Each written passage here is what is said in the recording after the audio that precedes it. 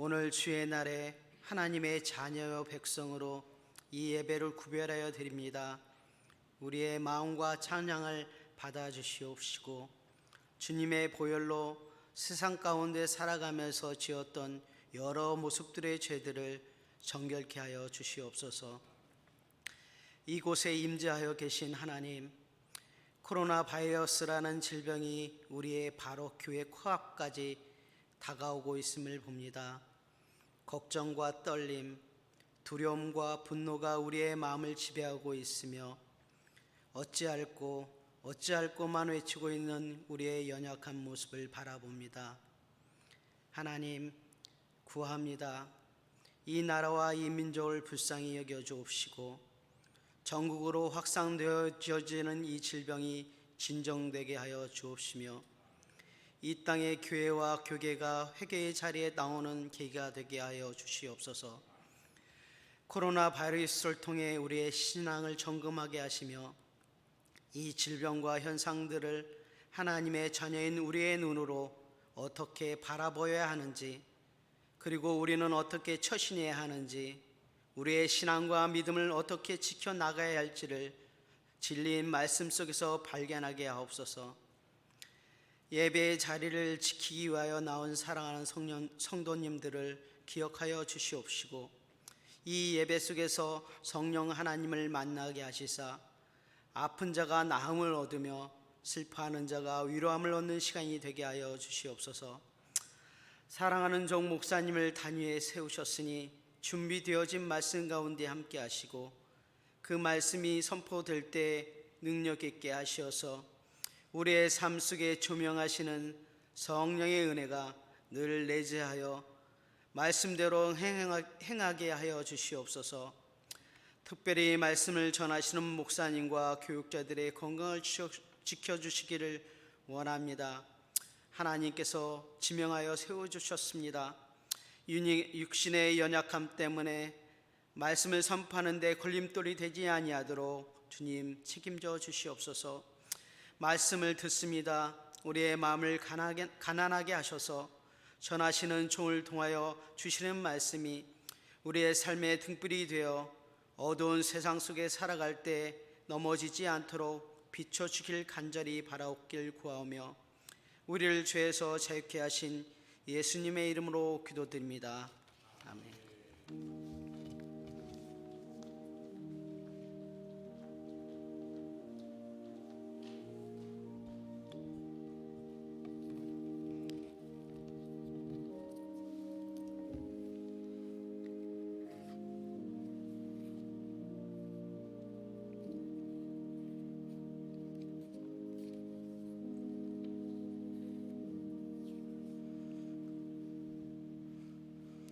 우리 하나님 앞에 봉헌하시겠습니다.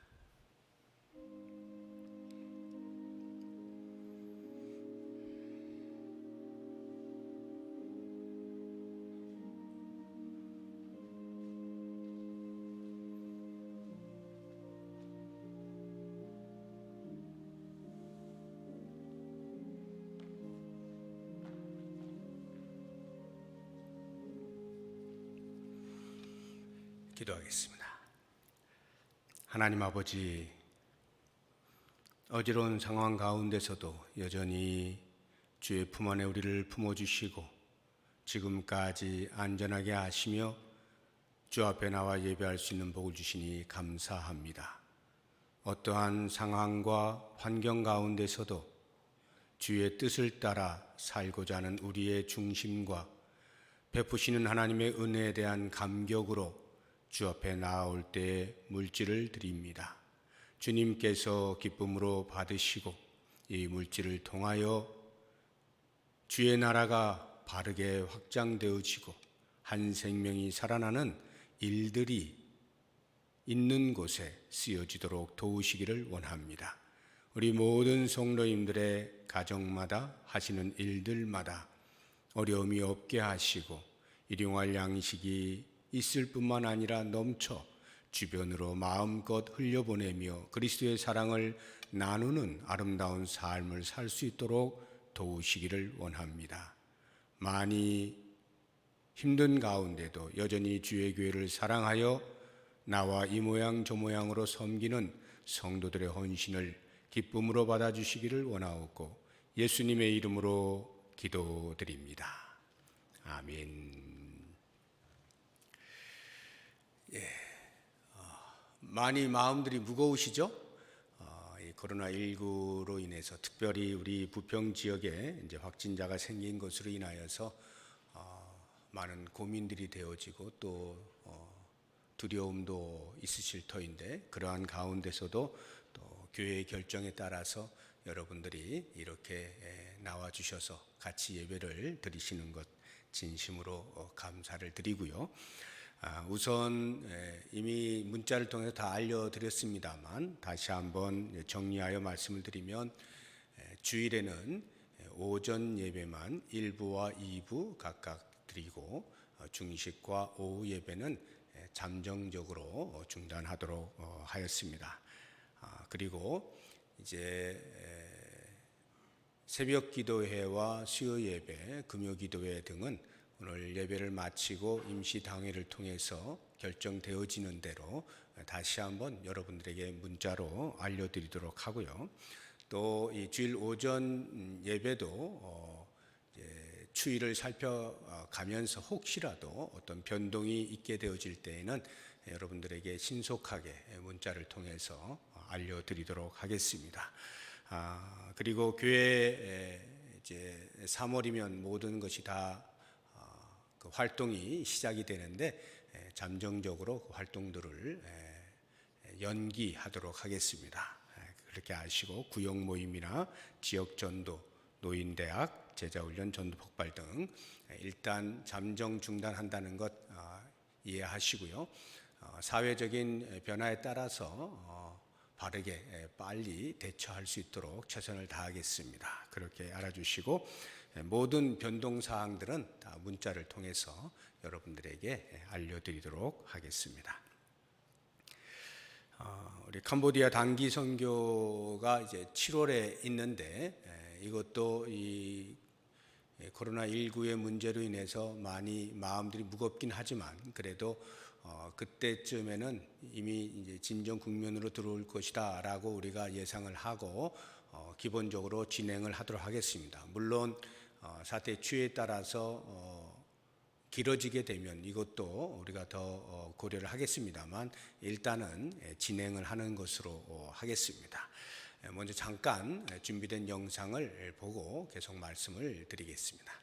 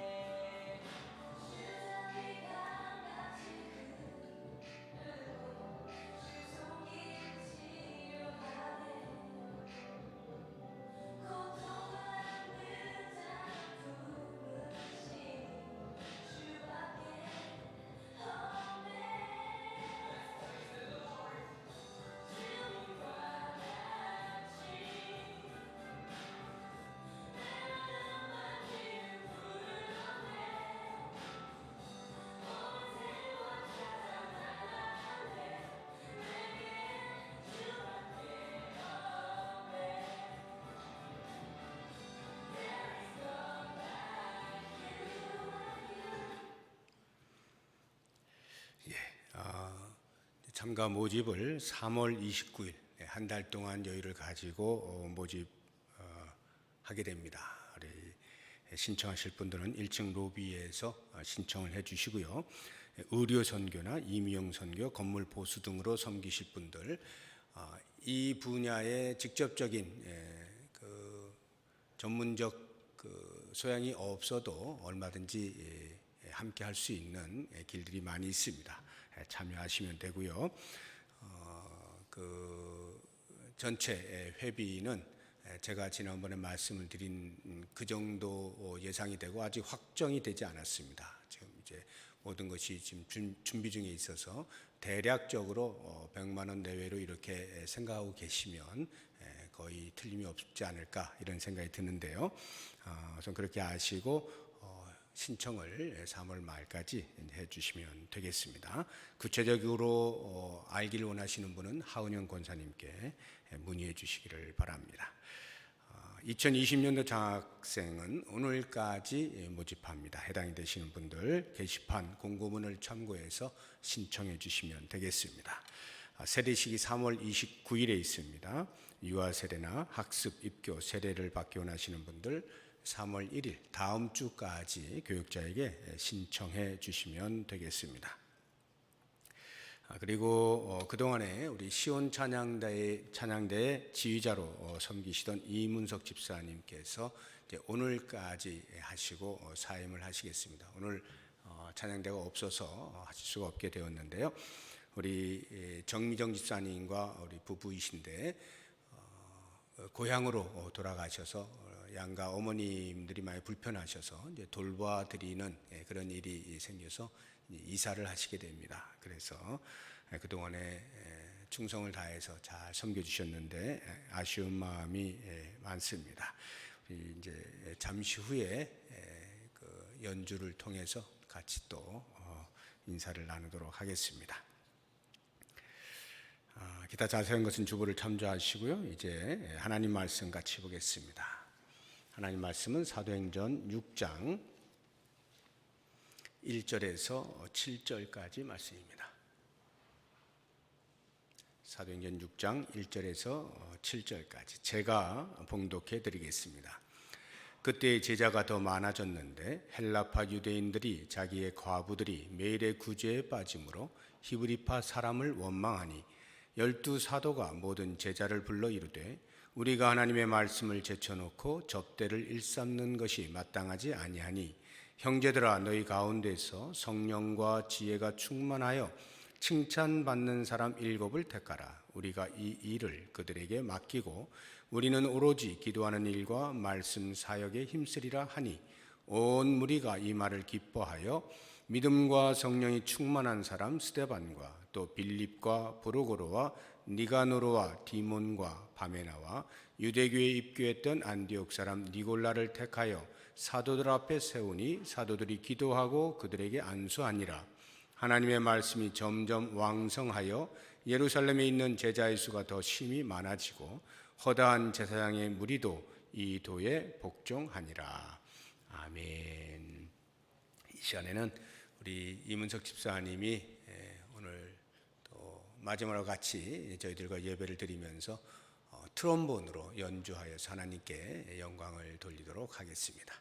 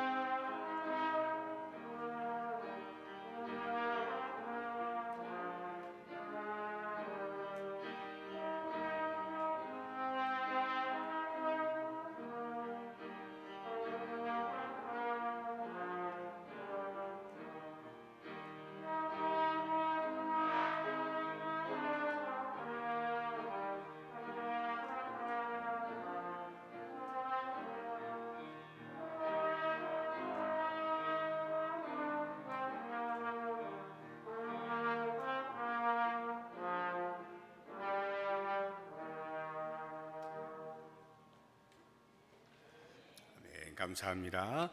우리 정미정 집사님하고 같이 잠깐 자리에서 일어나 주시면, 두 분이 그동안에 우리 교회 오셔서 정말 열심을 다해서 섬겨주셨고, 또 특별히 우리 이문석 집사님 이렇게 시온 찬양대 지휘하시면서 시온 찬양대원들이 얼마나 좋아했는지 몰라요.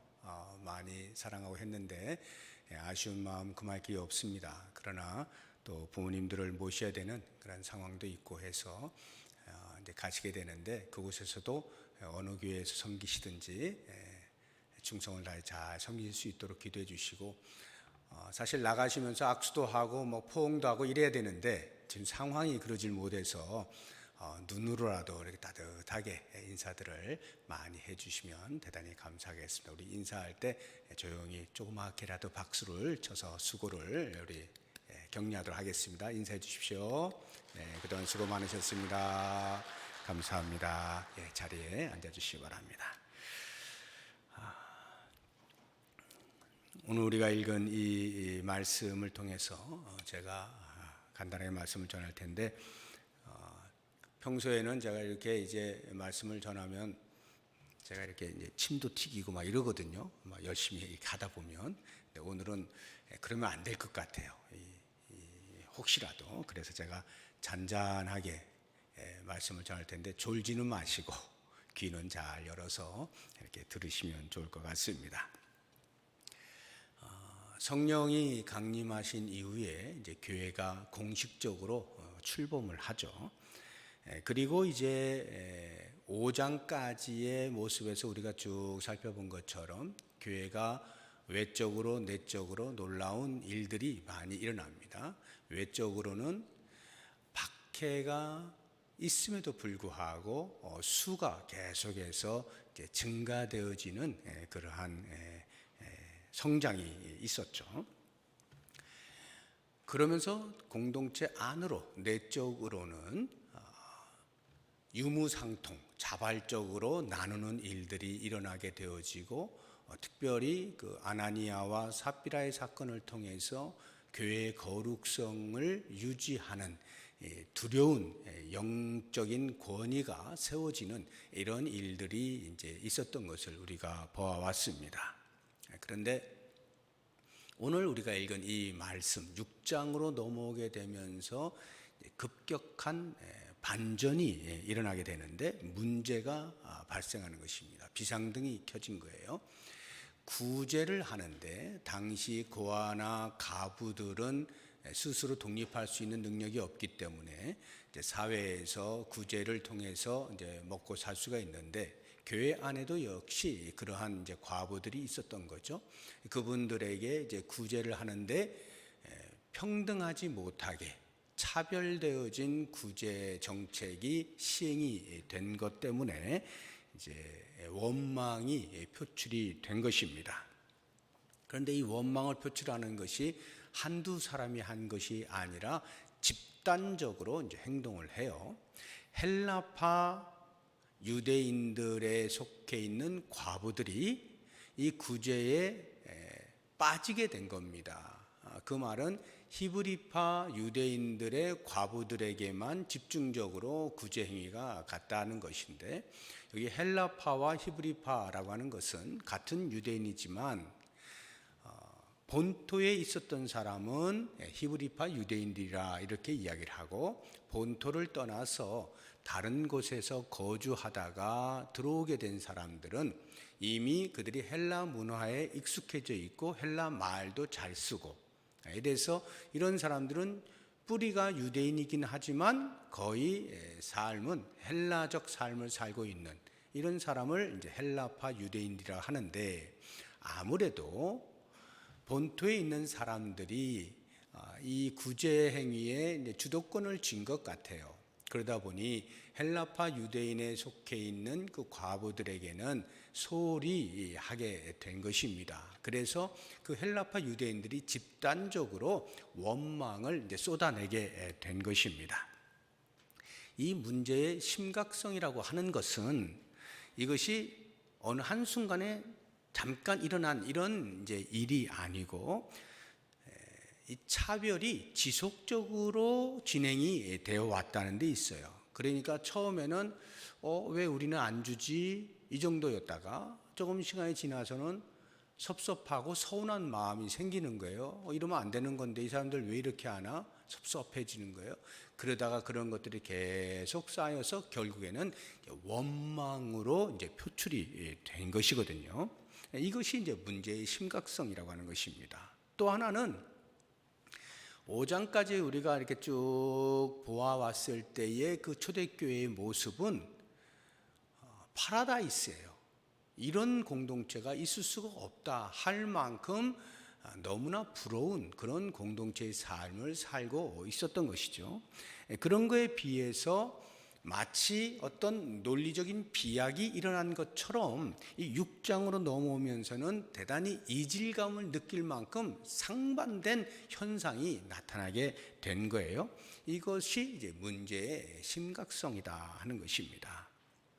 왜 이런 일이 벌어졌을까? 이것을 사도행전의 저자인 누가는 우리에게 암시적으로 힌트를 주고 있는데 1절을 보면 그때의 제자가 더 많아졌는데 라고 해서 이 제자의 수, 그러니까 믿는 성도의 수가 급증하게 되면서 이런 일들이 벌어졌다. 즉 사람이 많이 모이게 되면서 어떤 그 안에 균열이나 흠집이 발견이 될 때 신속하게 대처할 수 있는 능력이 떨어지게 되는 것이죠. 즉각적인 해결 능력이 미비하게 됨에 따라서 이런 일이 이제 발생하게 된 것이죠. 그래서 사도들이 이런 현상을 보고 이제 대처를 하는데 단순한 행정적 조처를 하는 것이 아니고 본질적, 근원적인 해결책을 이제 제시하는 것을 볼 수가 있습니다. 그 근원적 해결책이라고 하는 것이 이제 두 가지인데 하나는 기도와 말씀에 전무한다 하는 것이고 두 번째는 일꾼을 세운다는 것입니다. 먼저 이 기도와 말씀에 전무한다는 부분을 우리가 보게 되면 2절에 12사도가 모든 제자를 불러 이르되 우리가 하나님의 말씀을 제쳐놓고 접대를 일삼는 것이 마땅하지 않다라고 이야기합니다. 4절도 보시게 되면 우리는 오로지 기도하는 일과 말씀 사역에 힘쓰리라 해서 기도와 말씀에 전무한 그런 해결책을 제시합니다. 왜 이런 해결책이 나왔을까? 이게 그 구제에 빠진 사람들의 원망과 그 치유에 어떤 상관관계가 있는가 하는 생각을 해볼 때 사도들이 진단을 한 이 문제의 원인은 두 가지로 이렇게 보는 겁니다. 그들은 영성이 약화되었다라고 보는 거예요. 그러니까 수가 증가하게 되면서 사도들이 잡다한 일들을 다 하게 되다 보니 그들이 집중적으로 해야 할 기도와 말씀의 사역에 소홀하게 되었다라고 본 겁니다. 그래서 자연스럽게 영성이 약화가 된 거죠. 그것을 이 사도들은 문제의 원인으로 보게 된 겁니다. 또 하나가 있다면 그것은 이제 마음의 문제로 본 거예요. 원망이 표출되었다라고 하는 말은 그것이 단순히 우리 부당합니다. 그러니 이것을 빨리 시정해 주시오 라고 하는 그러한 건의 차원이 아니고 이미 마음에 골물대로 골마서 그 감정이 표출되어 나온 것이다. 즉 이 마음에서부터 이미 많은 문제가 형성이 되었다라고 보는 것입니다. 원망이라고 하면 대표적으로 이스라엘 백성들을 우리가 떠올릴 수가 있죠. 광야에 나오는 순간부터 그들은 원망으로 일관된 삶을 살죠. 눈앞에 문제가 발생할 때마다 해결되지 않으면 원망을 하고 또 해결해 주시면 또 가다가 또 일이 발생했는데 어려움을 겪으면 또 원망하고 계속 하지 않습니까? 그 이야기는 그런 원망이 일어날 만한 문제가 해결되어서 원망이 사라지는 것이 아니라는 거예요. 사라진 듯 보이지만 사실은 또 일어나고 또 일어나. 다시 말하면 근본적으로 이 마음의 문제가 있다 하는 것을 이스라엘 백성들을 통해서 우리가 알 수가 있는데, 지금 이 초대교회 당시에 일어나고 있는 이 원망들도 사도들이 볼 때는 이거는 지금 그 하나의 문제가 아니구나. 이걸 행정적으로 조치를 취해서 그들의 그 차별되어진 그것을 보상해 주거나 시정을 하거나 하면 되는, 이렇게 보지 않은 것입니다. 이건 마음의 문제로구나. 마음을 다스려야 한다. 마음을 바로 세워야 한다. 이렇게 이제 문제의 원인을 보게 된 것입니다. 그래서 그들이 내놓은 처방이라고 하는 것이 본질과 기초에 충실하자, 이렇게 본 거죠. 기독교 신앙의 기초가 뭐겠어요? 기도와 말씀 아니겠습니까? 기도한다라고 하는 것은 하나님의 통치를 구하는 행위죠. 말씀에 집중한다라고 하는 것은 하나님께서 통치하시도록 자리를 마련해 드리는 것이죠. 그러니까 신앙 공동체의 특성은 철저하게 하나님이 다스리시는 공동체인데, 그 본질, 그 기초로 돌아가겠다. 그래야만 문제가 사라질 수 있다. 이렇게 보고 처방전을 기도와 말씀에 전무하는 것으로 내놓게 된 것입니다. 이들은 그 공동체 안에 수가 급작스럽게 증가하게 되면서 당연히 신앙의 기초로서의 기도와 말씀에 충실하지 못하고 소홀히 여겼다, 이렇게 이제 본 것이죠. 그래서 이들은 이제 기도와 말씀에 전무할 것이다라고 선포를 하게 됩니다. 우리가 오늘날에도 똑같습니다. 신앙 공동체는 우리 주님께서 다스리시는 공동체죠. 그러니까 일반적인 어떤 단체가 운영하는 조직적 의미만 갖는 것이 아닙니다. 철저하게 주님께서 다스릴 수 있는, 그리고 그 다스림에 순종하여 나아갈 수 있는 모습을 갖추는 것이 신앙 공동체, 교회의 모습이어야 하는 것입니다. 그렇게 본다면 주님이 다스린다라고 하는 것에 우리가 할 수 있는 일이란 주님이 말씀하신 것을 잘 살펴 그 말씀에 순종할 때 주의 다스리심이 나타날 수 있겠죠. 뿐만 아니라 주님이 지금도 여전히 살아계셔서 다스리시는 것이니까 우리가 그 통치를 구하기 위하여 날마다 기도하고, 또한 기도하는 가운데 우리 자신이 드러나기를 원하는 그 유혹들을 끊어내고 자기 자신을 변화시켜서 주의 다스리심에 복종하게 되는 이런 기도. 그래서 기도와 말씀에 전무하는 교회가 건강하게 세워질 수 있는 것임은 당연한 이치인 것입니다.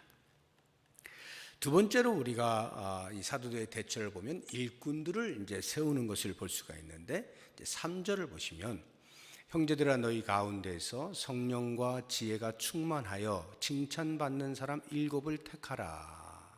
우리가 이 일을 그들에게 맡기겠다 말씀합니다. 5절도 보시면 온 무리가 이 말을 기뻐하여 믿음과 성령이 충만한 사람 스데반을 비롯해서 7사람을 택하죠. 이렇게 일꾼을 세우게 되어지는데요. 이 일꾼이 세워지기 전에는 어떻게 했느냐? 사도들이 다 한 겁니다.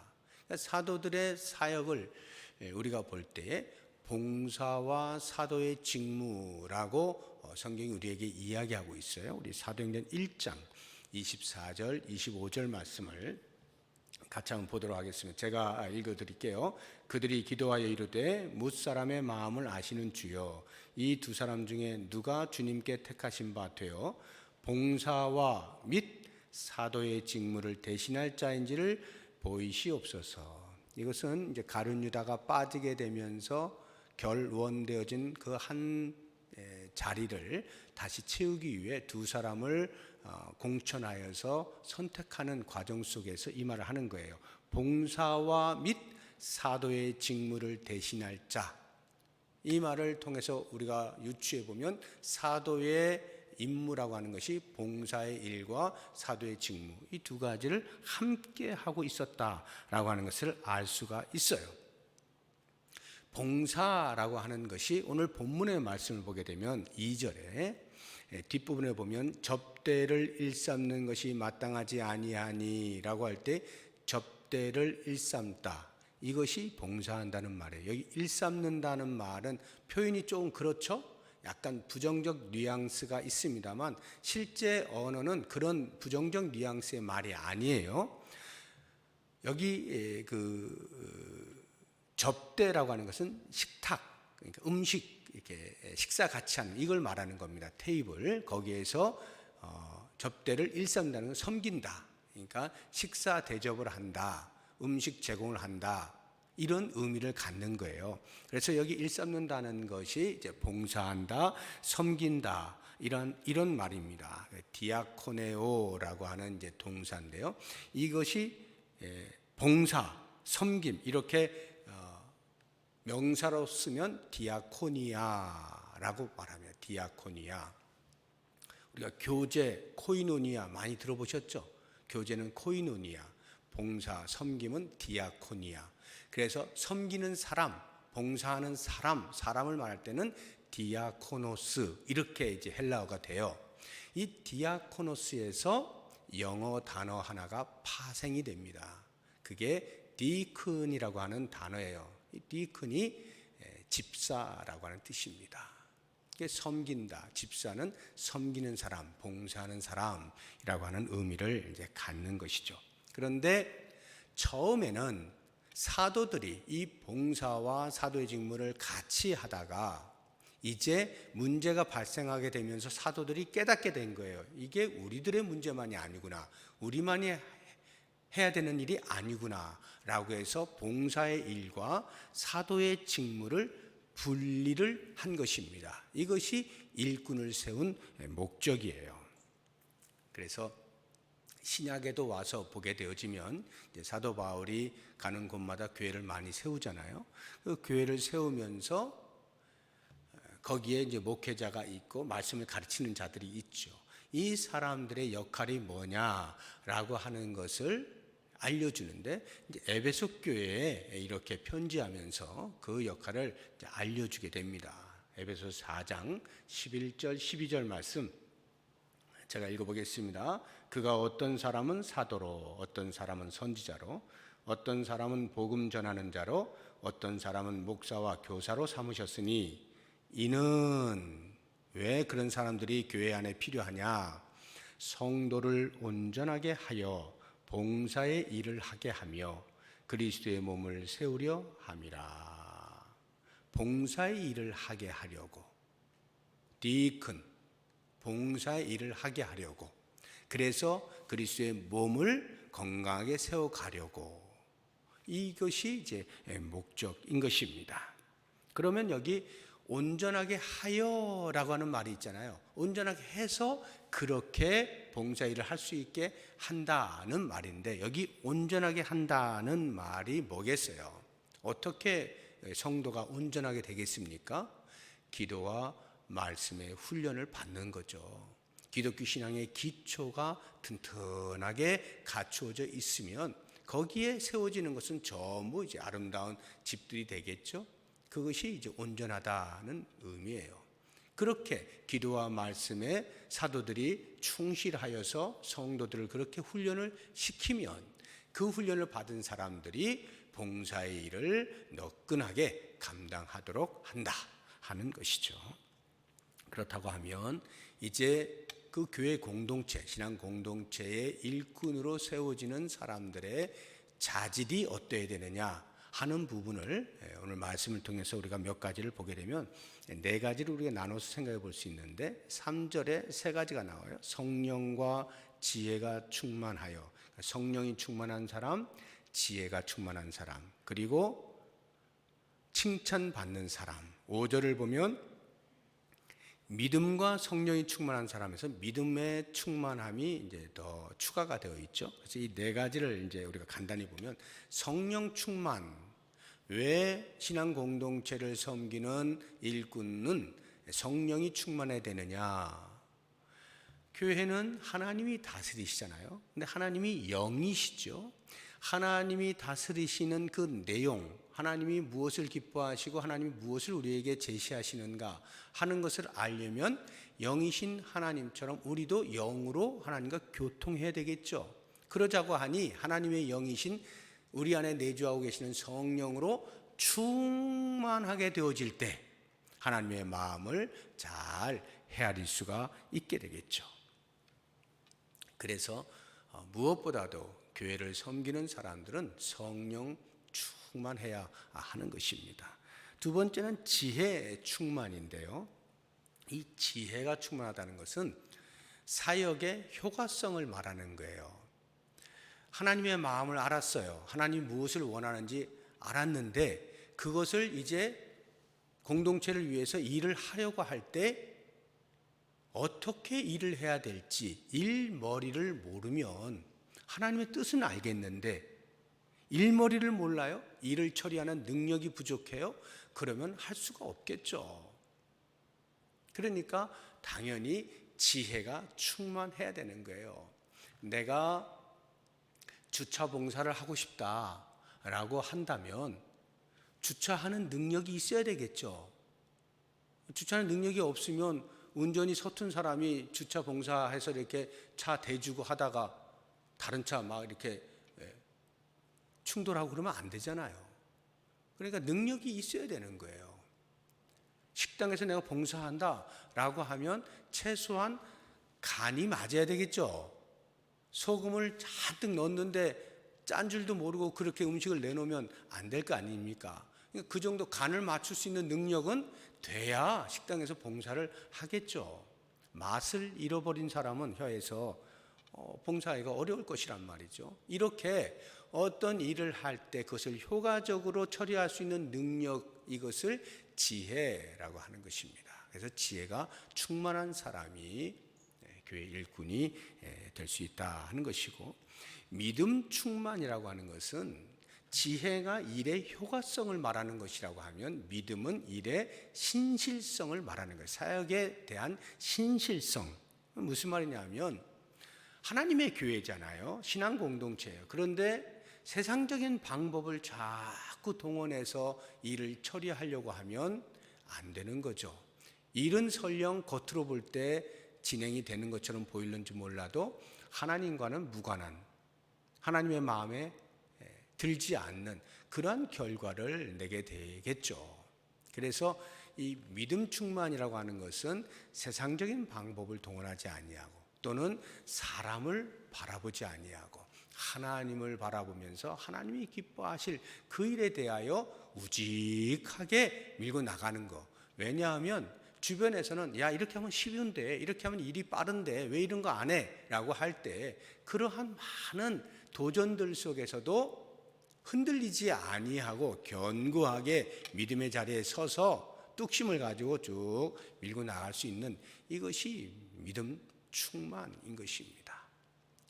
하다가 중간에 대충 봐서 포기하거나 하지 않고요. 끝까지 우직하게 나갈 수 있는 것. 믿음이 충만한 사람이 할 수가 있는 거죠. 교회 일꾼은 이런 사람이 해야 되는 것입니다. 네 번째 보면 이제 칭찬받는 사람이에요. 공동체로부터 칭찬을 받는 사람. 칭찬을 받는다라고 하는 것은요, 덕을 끼치는 사람을 말하는 것입니다. 덕을 끼쳐요. 공동체에 덕을 끼쳐서 누가 보아도 야, 참 저 사람이 있어서 우리가 너무 행복하다라고 하는 이런 말을 들을 수 있는 사람. 이런 사람은 절대로 자기를 자랑하지 않죠. 자기를 과시하지 않아요. 어떤 일이 나를 통해서 성취가 되었다 할지라도 그것으로 자랑하고 떠벌리고 이렇게 하지 않습니다. 절대로 교만하지 않아요. 지극히 겸손함으로 하나님의 은혜로 하였다라고 말할 뿐만 아니라 그 일을 통해서 온 성도들과 함께 기쁨을 나눌 수 있는 사람, 이런 사람이 덕이 있는 사람이에요. 이런 사람이 칭찬을 받지 않겠습니까? 이런 사람들이 일꾼으로 세워질 때 교회는 건강하게 세워져 갈 수가 있다라고 하는 것입니다. 6절을 보시면 사도들이 안수를 하잖아요. 사도들 앞에 세우니 사도들이 기도하고 그들에게 안수하니라. 왜 안수를 했을까요? 하나님의 사람이란 뜻이에요. 하나님이 세우신 일꾼이다, 이런 의미입니다. 그러니 함부로 경거망동하지 말아라. 내가 무엇인가 자격이 있어서 그런 것을 그 직분을 받은 것처럼 착각을 하지 말라, 이런 말이에요. 하나님이 세우셨다. 이 말의 의미는 절대적으로 하나님의 뜻에 합당한 행동을 해야 된다. 공동체 전체를 향하신 하나님의 뜻을 잘 헤아려서 그 뜻을 이루어 드리는 것을 최고의 목적으로 알고 살아야 한다, 이런 의미입니다. 그래서 오늘날의 교회에서 안수는 목회자들은 말할 것도 없고 장로님들 또 시무 집사님들 이렇게 안수를 주죠. 우리 시무 권사님들은 안수를 받지는 않지만 안수를 받은 것과 다름이 없는 그런 권사 취임을 하죠. 적어도 이렇게 이제 안수의 자리에 있었던 사람들은요, 교회를 위해서 헌신할 때 철저하게 무릎을 꿇고 하나님께서 세우신 사람으로의 자기 정체성을 잊으면 안 돼요. 한순간도 잊으면 안 됩니다. 지극히 겸손함으로 오직 하나님의 은혜에 겨워서 섬긴다라고 하는 자세를 취할 수가 있어야 하고, 첫째도 충성, 둘째도 충성, 셋째도 충성. 충성할 때 하나님의 교회가 그런 일꾼들을 통해서 건강하게 세워질 수가 있죠. 이제 마지막으로 오늘 말씀의 제목이 함께 세워가는 공동체입니다. 함께 세워가는 신앙 공동체. 여기 함께라고 하는 부분에 대해서 우리가 같이 생각을 해보면, 어느 누구 특출한 한두 사람에 의해서 교회가 움직여지는 것 아니다라는 뜻입니다. 함께. 이 함께의 근원은 우리 하나님께 있어요. 하나님이 삼위 하나님이시잖아요. 성부 하나님, 성자 예수님, 성령 하나님, 이 삼위가 일체가 되어져서 창조 사역이든 구원 사역이든 함께 일하고 계시는 것을 우리가 볼 수가 있죠. 이스라엘 백성들, 그 나라가 되어져서 이스라엘 나라가 통치되어지는 방법도요, 그리스도의 삼중직이라고 하는 기름 부음 받은 사람들에 의해서 통치를 받죠. 제사장, 선지자, 왕. 그래서 백성들을 대표해서 하나님께로 나아가는 제사장, 하나님을 대변하여 백성들 앞에 서는 선지자, 그리고 하나님의 뜻을 따라서 하나님의 공동체를 이끌어가는 섬기는 왕. 이렇게 함께 어우러져서 공동체를 이끌어간다, 이 말이에요. 그런 것처럼 교회도 마찬가지입니다. 우리 교회를 신약에서 사도 바울은 철저하게 몸의 지체로 비유하지 않습니까? 예수 그리스도를 머리로 하는 교회인 몸은 성도인 각 지체가 함께 모여서 그 몸을 이룬다, 이렇게 설명을 하고 있는 것입니다. 그러면 한 몸에 붙어 있는 여러 지체들이 어느 누구를 막론하고 내가 너보다 더 뛰어나라고 말할 수 없죠. 우리의 몸에 붙어 있는 어떤 지체가 다른 지체를 보고 내가 너보다 더 많은 역할을 해, 내가 너보다 더 중요한 역할을 하는 거야, 이렇게 말을 해서는 안 되겠죠. 모두가 합력하여서 몸을 건강하게 세우는 것을 목적하는 거지, 누가 더 중요하냐, 누가 더 잘났냐, 이거 하는 것 아닌 거죠. 교회 공동체가 그러합니다. 우리는 함께 지어가는 신앙 공동체예요. 어느 누가 더 중요하고 반드시 이런 이야기를 해서는 안 돼요. 한 사람 한 사람이 귀한 것이고 그 공동체 안에 크고 작은 역할들을 하게 되어 있어요. 그 역할들에 대하여 모두가 다 피차에 존중하는 그러한 문화가 필요합니다. 그래서 쉽게 폄하하거나 우습게 여기거나 무시하거나 소홀히 하거나 외면하는 일들이 있어서는 안 돼요. 그러면 결국에 돌아오는 것은 자기 손해인 거예요. 왜? 몸의 한 기능이, 한 역할이 무시를 당하면 전체인 몸에 영향을 받잖아요. 그러면 그 몸에 붙어 있는 다른 지체가 역시 자기에게 손해가 되는 거겠죠. 이러한 원리를 따라서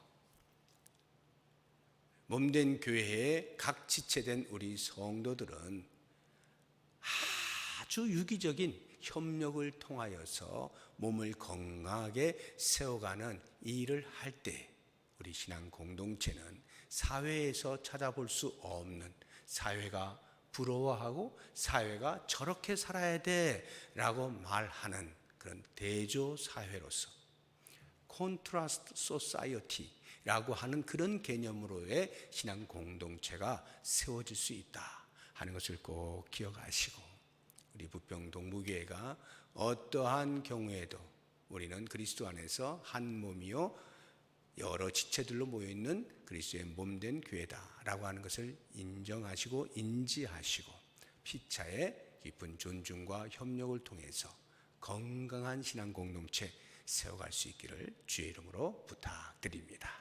기도하겠습니다. 하나님 아버지 감사합니다. 오늘 이렇게